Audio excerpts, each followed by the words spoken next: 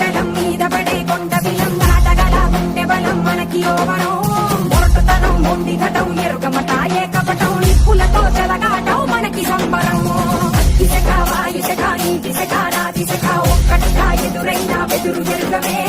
అగ్నికణం వీరగుణం అణువణువు బతుకురణం ఆయుధమై నడిచేదే ఆటవికులమే ఒకటి పట్టిరా